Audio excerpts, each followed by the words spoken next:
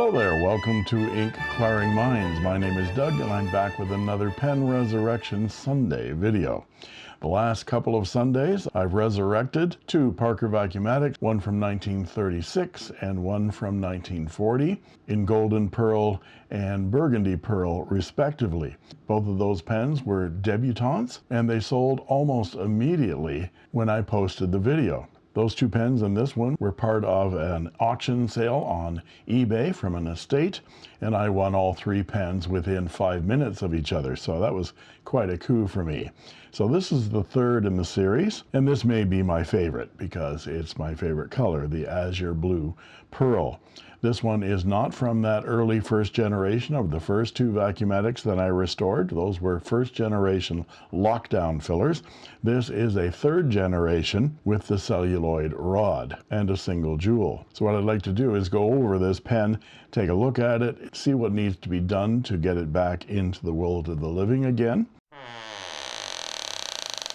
and triage it to see what its needs are. Overall, it's in excellent shape. All three of these pens were in excellent shape coming out of that estate sale. The first two had working diaphragms, so I did not need to remove the pump and replace the latex diaphragm in here, and only one so far has had nib issues. That was the Golden Pearl last week, and the tine snapped off on me and I had to grind it into a stub. It turned out to be very nice. Turned out to be a very, very nice pen indeed. It wrote very, very well.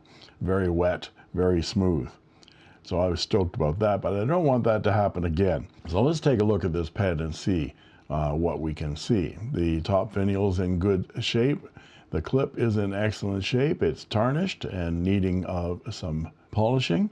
The blue diamond of the lifetime warranty has worn off, and in polishing this it's going to wear off even more, but I'm going to replace that blue enamel paint in that clip. We'll have to see whether we can get this top jewel off to be able to get at that clip by itself. The Azure Blue celluloid, stacked celluloid, is in excellent shape. There are some gouges here. There are some, I don't know whether they're abrasions or dirt or whatever. It's in need of cleaning, of course, and the cap band is pretty well worn. Let's compare it to my 1945 Parker Vacumatic Azure Blue Pearl. The cap band on this one still has the chevrons on it. This one, the chevrons are almost worn down to nothing. You can barely see it. So this pen has been used and been polished and used and polished and polished. Not a bad thing at all. The barrel, let's see if we can see an imprint on this. It's very faint. There we are, George S. Parker Vacumatic, but there's no date code on this end. Usually there's a date code right here. I'll show it to you on my 45. Here's my 1945, and there's the date code right there with a 5 and a dot. That means the third quarter of 1945, and this one has no date code at all, and it doesn't even look like it's been worn off. It just looks like this barrel never got any date stamp on it. Very unusual. And if we put a light through this, you can see how transparent that is. We're seeing through that barrel. Of course, once it's clean, it'll be more transparent. It's got a blue hue to it. Of course, it's a blue pen, but I think that's some ink in there. And let's take a look at the nib. There's a great deal of scratching on that nib, and that imprint of the arrow looks fairly worn down. So this has been used and polished for that imprint to be worn down like that, but it does say Parker on it. We'll get that nib out of there and take a look at it. The tipping material looks excellent. This looks like an extra fine to me. I have dip tested this and it's very dry. Those tines look very, very tight. Again, I'm going to turn off some lights and show you. Maybe we can see through this. It'll be easier to tell once I have this nib off of here, but there's no daylight through those tines at all. So I think that nib needs some opening up. It certainly in the dip test wrote very, very dry and a little bit scratchy, might need some polishing up. This nib has never been dropped, so I don't have to risk breaking any of those tipping materials off of there. And there's the ebonite feed, could stand to polish. The section looks pretty good. No real gouges out of that section. And there's a good amount of micro scratching and wear on the barrel. So we'll need to polish that up. The blind cap is much better shape than the previous one, the Golden Pearl. Well, it looked like someone had chewed on that quite a bit. There's no teeth marks in this one at all. Just one little nick right there. Unscrew that, and we have a working diaphragm, because I tried filling it and it filled just fine, and then I filled it with water. So this is inky water that's coming out of here now, but that diaphragm is working just fine. So I think the first thing we need to try to do is get this section off of here, and we'll just give it a try. Usually they aren't glued on here, they're just screwed on. Yep, and it unscrews nicely. Cleaning it off, there goes the breather tube. The breather tube goes in there, and that feed is just slightly proud of the end of the section. So we're gonna put all this in the ultrasonic bath of pen flush, which is 9 parts distilled water and 1 part ammonia. We'll clean that up and get any extraneous ink out of that section and feed, so it's easier to knock that out. And we'll put this in the ultrasonic bath as well and clean out all that extraneous ink that I put in there, as well as the cap, and get all that old ink out of it as well. Once it's been in the bath for about, I don't know, 3 to 5 minutes, something like that, we'll come back and knock out that feed and take a look at that nib. And here we are out of the bath. Try these pieces off. You can pull the breather tube out. It looks fairly clean. These are amber in color to begin with. You gotta learn from previous experience and put these little parts where they belong. We can knock that feed and nib out of there. Get out Bill's block, find the appropriate slot, get out the small hammer and give it a wrap. A little bit stubborn. There we go. And there's our nib. Let's examine it for a date code. Well, this is an unusual date code on this one. You don't generally see that. I don't know whether you can see it or not. There's a 3-7. There we go, 3-7. So that's the 3rd quarter of 1947. So this is a 1947 Parker Vacumatic, 3rd generation, gold nib, but it's usually, it would have a 7 and 1 dot for the 3rd quarter of 1937. And usually the barrel will have the same imprint on it right at the end of the imprint. But anyway, now we know, 1947. So we can polish up this feed, clean all the ink out of it. The section is in really good shape. I'm going to give it a polish and put all these parts back in the ultrasonic bath. But one thing I can do right away is put this nib on my jewelry polishing cloth. See how well we can get all those markings and micro scratches out. Might have to buff it because this one's fairly heavily scratched. We'll see. Yeah, it's looking pretty good. Still a lot of micro scratching on there. So I might put it on my Dremel tool with a buffer on it and a little bit of polishing compound and see whether we can get down to some bright gold. So here's the nib after buffing, and I've gotten most of those micro scratches out of there. Just a few tiny ones were very highly magnified at this point, so with the naked eye it's hard to see them. Very impressed with how this has come up. I've just got the clip off the cap, and here it is before polishing, and we'll go at it with some jeweler's cloth, see how it comes up. And there we are after some polishing, some metal polish and then the jeweler's polishing cloth, and it looks fabulous. So I think the last thing I'll do is put that enamel on there. That looks to be the light blue. There were 2 different color blues that they used on that blue diamond, and I've got 2 different color testers which match those 2 different blues. Let's get their numbers up here first. The more common one is the darker blue, which is the 1111 RM 11111_0611. The lighter blue is the 1110-RM 11101_0611. So there's the dark blue and the blue. I think this is the lighter blue, the standard blue. Let's compare it with my 1945. It's hard to tell. They look about the same. Well, I'll put it all back together again first and do that enamel paint last, because the next thing we have to do is put that nib back in and give it a test. But I did want to show you, turn out some lights here and see whether we can get a look at that nib close up with a light behind it. Now you can see how those tines come together and are pressed tight together right at the tips. So that's very, very tight indeed. So I'm going to try to open that up with some spark plug gapping tools, some shims, and see whether we can get that a little bit wider so it'll flow a little bit better. In my earlier test, I found that it was an extra fine to fine nib. It wrote okay, not the smoothest, but I can work on that. The tines are aligned, but it was very, very dry. So let's open that up and see if I can get a better gap there. So I'm going to use a 0.003 inch or 0.076 millimeter shim spark plug gapping tool, and I'm going to insert it into the breather hole first, because that's where it's the widest. I have to do this down the mat. There we go. And we're going to just let that sit for a while. You could push it back and forth, but I'm worried about those tines. This is where I snapped off the tipping material off the nib and I had to make it into a stub. So I'm not going to do that again. We're just going to leave that sit for a few minutes and see whether the gold remembers that gap. Then we'll turn on our light again and see whether we've got some daylight there. I've polished up the ebonite feed. Looks very, very shiny.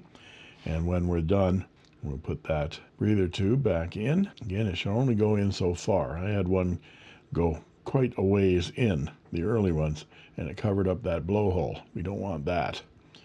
So there, that's solid. And when we're done with that nib, we'll put it back into the section. We'll do a dip test on it and see whether I've got a wetter nib as a result. And here we are again. You can see I got daylight all the way to the top now, just from that 0.003 inch gap. I think I might put the 0.004 in as well, just for a moment, and see whether I can open up that just a tad in the breather hole and just let it sit there for a minute. There, now it's open just a tiny bit more. So I think I'm going to give this a try. Let's put this back in the section with the feed and we'll do a dip test. So I'm going to put the nib and feed together, grab it with some gripper material. I've got the section back in the barrel and I'm going to feel around for what might be a soft spot. If it's lived for 80 some odd years with that nib in one position, it tends to have a memory. So I found that little soft spot where it seemed to slip in. We're going to give it a push.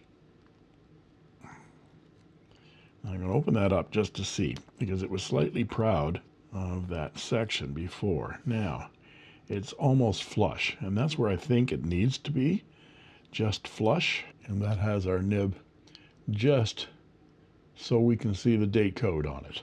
And I should have plenty of cap clearance as well. That's looking awesome right now. So before I do any barrel polishing or cap polishing, I'm going to do some dip tests on this nib to see whether I've got it a little bit wetter and whether I need to smooth it out.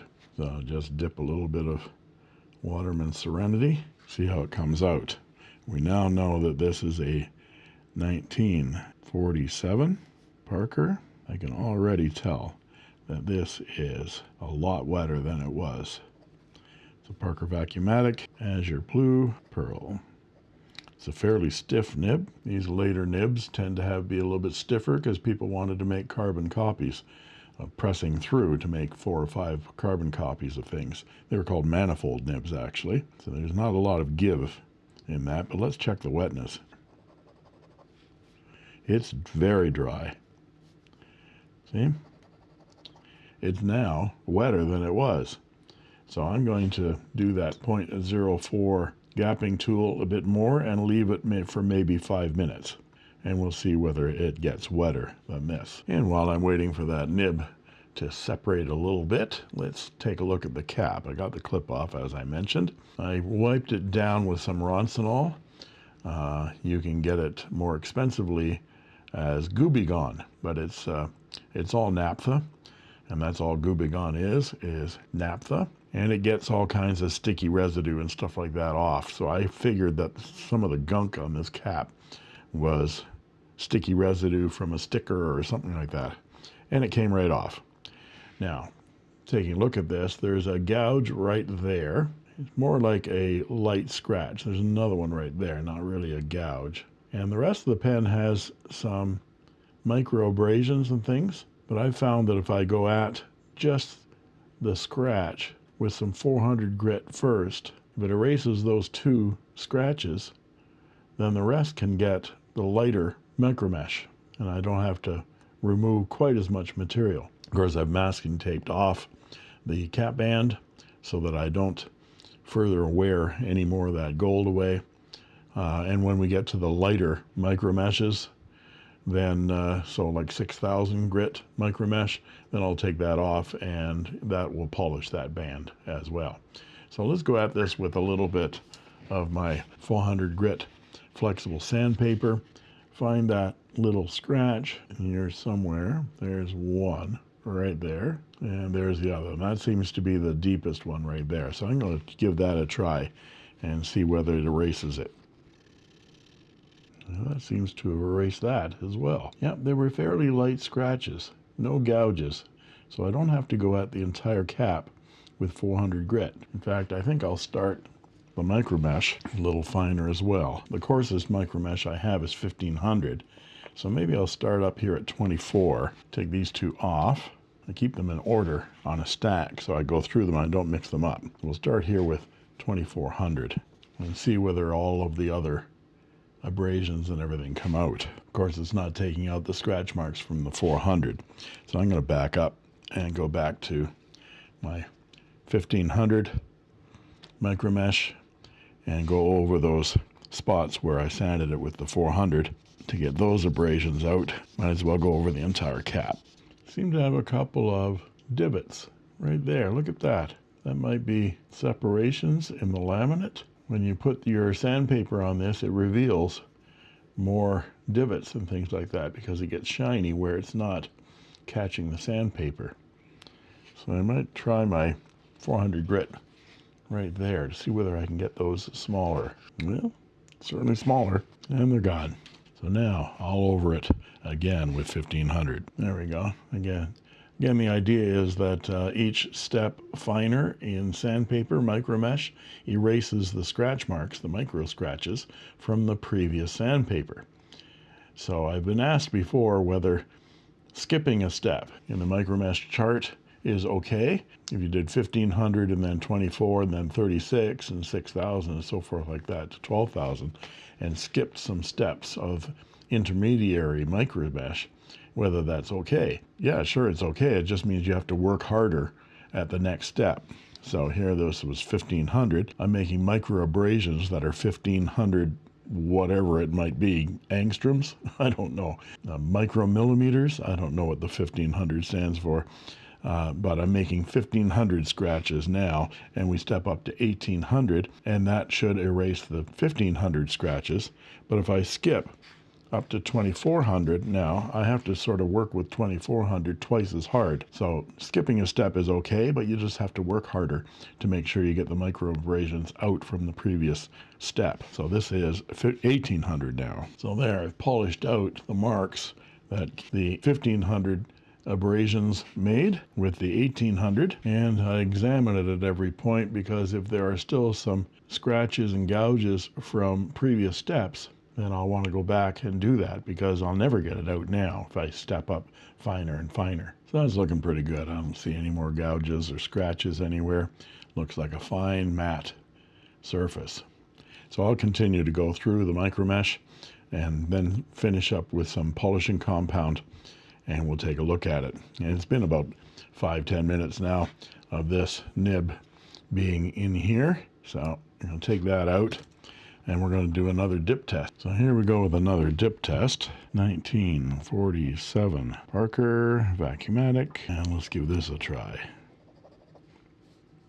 It's better than it was. Needs some smoothing. And lots of feedback here. But I want to get it set properly in terms of its wetness first before I go start smoothing it. So I'm going to gap it a little bit more. Just another gapping tool thicker, 0.005 inches or 0.127 millimeters. Go in through the breather hole. Try not to scratch that nib. And there, I'm just going to leave it like that. I don't want to twist it or bend it or anything like that. I'm just going to leave it like that for another 5-10 minutes, and we'll see whether that gold retains its memory. Okay, so I've gone up to a 0.006 inch or 0.152 millimeter shim on that nib because I've let it sit for 5 minutes with the one lower than that, and it's still really very dry. That nib was very, very tight. In the meantime, I've polished up this cap and it looks gorgeous. Look at that Azure Blue Pearl celluloid. Just gorgeous. Look at that. I love the way the chatoyance on that as it turns. So I'm going to put the polished up clip back on. I'm not going to lose another jewel. Put it in my case. One thing I did encounter, however, was that I couldn't get that black plastic jewel out of the brass nut on the inside. I tried soaking it in some solution that I've got. It's called, what's it called? Pensbury Manor Penetrate Potion number 7. Easy to say, easy to spell. Section and frozen parts removal aid. So I tried that as well, and it's not working. So it doesn't need to come out. As long as that brass nut is deep and tight, then it should be fine. I've got a little bit of a card here to protect my polished cap up from the clip going around in circles, but we're going to get it started. Card in to protect the celluloid. Get a piece of sticky masking tape, and I'll just clean off the residue afterwards again and give it a good turn. Sometimes pushing up with the eraser end of a pencil helps give you some leverage. Just going to move the clip so it's between the two breather holes. Tighten it with as much force as I can. A little bit more Roncinol to clean off the sticky. And there we go. Now all that needs to be done to that cap is to replace the enamel on that blue diamond. So I've been working quite a bit on this nib. It's causing me more work than I had expected. I've had it in and out of that section about 4 times now. When I started putting small shims in it to try to open it up, but it's proving to be quite the tough little nut to crack. The shape of this nib in that manifold kind of configuration where it's very stiff, which comes from that arch. That curve right there is an arch. And that arch is very, very solid. So those tines are very, very close together. I started with some small amounts of shims at 0.003 and 0.004, and for only minutes at a time. I've gone up to 0.006 inch thickness, which is very thick indeed, and spread those tines, and I've left it for about 12 hours sitting like that. And finally, I've got it to the point where in a dip test, I'm getting a lot more wetness out of this. This doesn't seem all that wet, but compared with what I had to begin with, this is very wet indeed. And I've got the tines aligned and smoothed, so this is very, very smooth indeed, and probably an extra fine. Let's just measure these lines and see. Yeah, so this is a 0.03 millimeter line on this nib, which makes it a Western extra fine, which I had expected. Now I can go ahead and polish up this barrel and end cap to match the completely polished up and restored cap. And once I've done that, we'll fill it, and I'll give you my thoughts on this resurrection. So now I'm ready to polish the body and the blind cap. I can take the section out and put it in storage and get out the micro mesh. And there we have the barrel all polished up and looking like brand new. And you can see that beautiful transparency. And it matches the cap really nicely. So the pen's looking very, very good. I think the nib is in shape. Let's put the pen back together again and fill it up. I've kept this finicky little nib aside just for safekeeping. I'm going to keep an eye on it here as I put it in to the barrel. I'm going to drop a little bit of silicone oil on those threads. And I think we're ready to fill this pen. Waterman Serenity as always, but let's measure it first. Weigh the pen first, 10.51 grams. Hit tare until I hear bubbles no more. Once it siphons to the top of that breather tube, it is full. Put the blind cap back on and measure it again. And we have 1.44 milliliters of ink. 1.44 milliliters of ink. And we have a Parker Vacumatic Azure Blue Pearl, which has a 14 karat gold, extra fine nib. And it's a lot wetter and very smooth than it originally was. It took me 2-3 days working on that nib to get it to give up and spread its tines. Sometimes it takes a little bit of persuasion to get some of these tighter nibs to open up. That's what she said. That's what she said.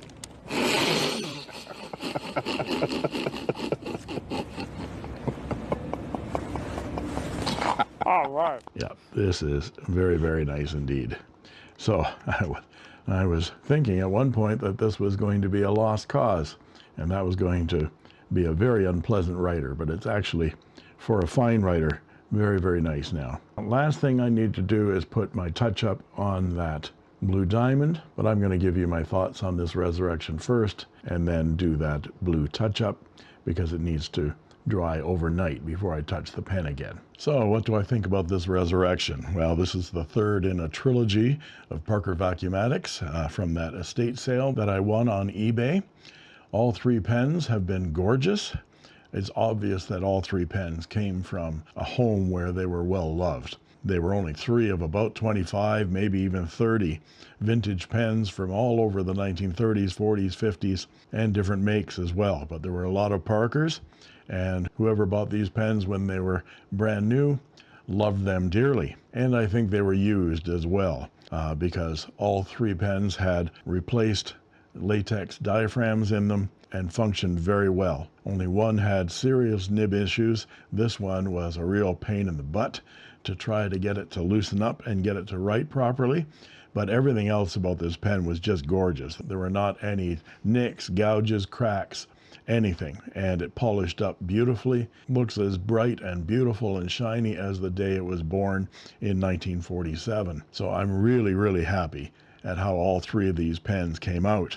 I think I'm going to be taking a break for a bit from Parker Vacumatics. The Canadian Post mail strike is over temporarily, and maybe I'll get those brass converters for Parker 51 Aerometrics that I ordered more than a month ago in my mailbox pretty soon, and I might be able to convert some of those Parker Aerometrics that I have waiting to be converted. I'm doing a lot of resurrecting and converting. I'm wondering whether I should change my channel to Doug's Fountain Pen Church of the Resurrection. See me every Sunday and we'll resurrect and convert. Of course, I already have a 1945 Azure Blue Pearl Vacumatic that has a custom ground stub nib on it that writes beautifully. And this is a bit fine for me. And so this pen is going to be sold. So I'm going to sell this pen for $200 US plus shipping. If you're interested in purchasing this pen, please email me at inkquiringminds@gmail.com, and I'll give you the instructions on how to pay via PayPal. Of course, you members get to see this video about 5 days early. So if you're watching this video on Sunday, this pen might already be sold. And the last thing I need to do to this pen is add some blue enamel to that little diamond, and it will be complete. I'll do that a little bit later, let it dry overnight, and then take a photo of it tomorrow morning. And there is that blue diamond restored. Works out pretty well. And that just leaves it for me to say thank you for watching. And that's all she wrote.